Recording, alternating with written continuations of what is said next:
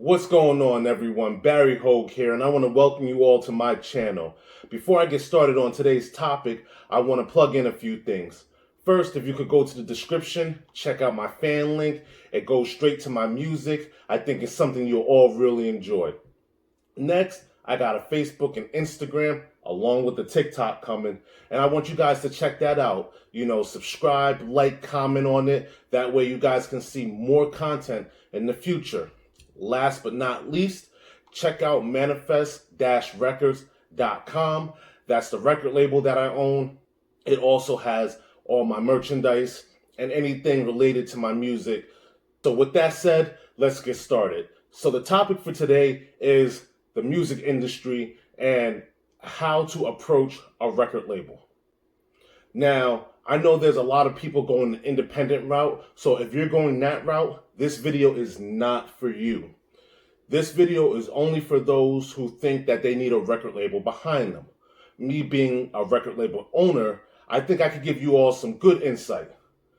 So the first step I have for you guys when approaching a record label is making sure you have a finished product. You don't know how many people come to me with a half-assed product. They'll have a half-finished song. They'll have a fully written song that would sound amazing if they had actual good production behind it.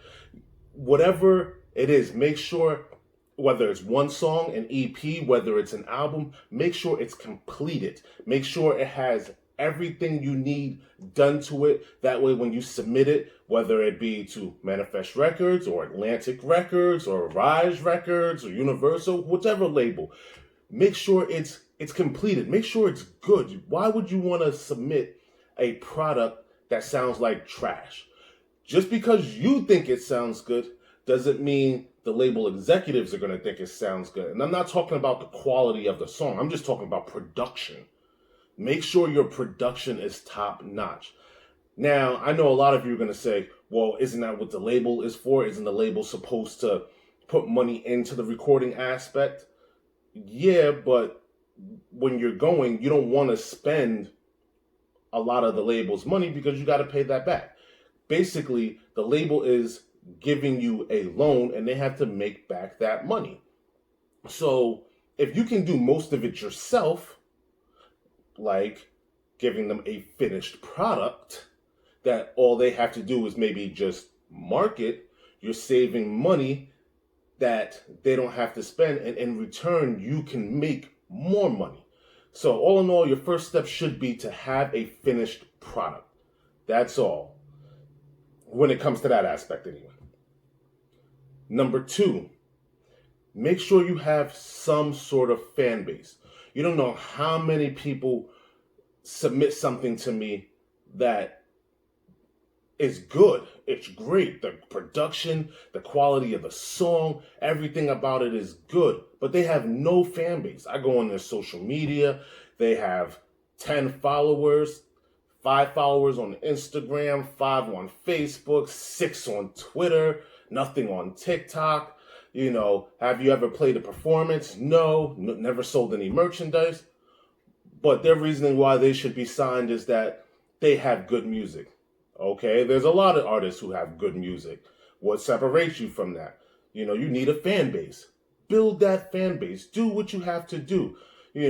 Again, this is before you approach a label. And some of this is dealing with being independent as well. But again, like I said before, this is just for those who are trying to get on a record label. You need a fan base. Most record labels are not going to sign someone who does not have a fan base.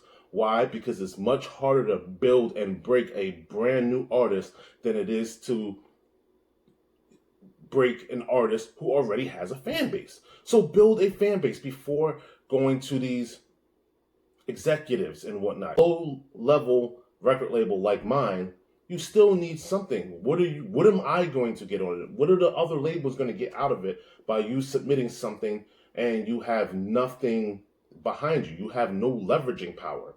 Why should I sign you? Why should I put thousands of dollars into you? Why should Atlantic Records or Def Jam or Fearless Records, why should they put thousands, potentially millions of dollars into you when you have nothing to show for? You have no fans. So build that fan base. It is important. Number 3, before submitting anything to a record label, you should have some kind of plan. And when I say plan, I mean a business plan.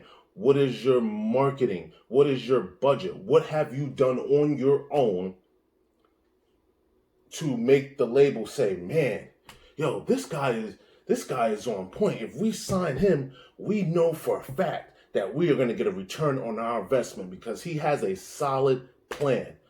Without that plan, you're just winging it.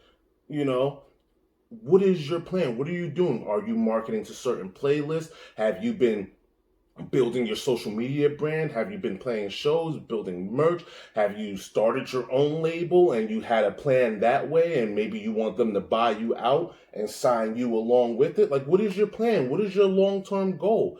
There's a lot of artists out there who make it because they have a plan, and that's just independently. And then there's a lot of them who get on these big labels because, again, they have a plan. You need a plan.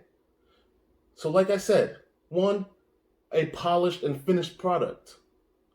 Remember that. You need a polished, finished, let's switch that, a finished and polished product. 2, you need a fan base. 3, you need a plan. Now, don't get me wrong. The reason why I put them in that order is because that's what worked for me. You don't have to put it in that order. You can create the plan, get the fan base, and then have a polished product. There's a lot of independent artists who do things out of order. But as long as you have those steps, you can definitely submit yourself to a major label or a major independent label or even a small level independent record label and possibly get signed and get that backing. Because sometimes as an independent artist, it's not that you need a record label.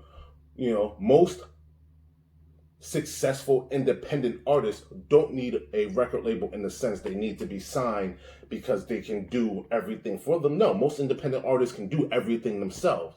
What it is that a record label can give you the funding that you need. So you might just say, okay, I'm an independent artist. I can do everything on my own, but I just need some backing from the record label to get me to the next step. So you do that. You already have that leveraging power. So the label's like, all right, I'm going to make my money back if I sign this artist. So let me not mess up. All right, I signed this artist. Let me do what this artist wants to do because obviously this artist already knows what they're doing. I'm just supplying the funds, maybe a little bit of marketing using whatever resources that I have. And then the artist is a success and we're both making tons of money.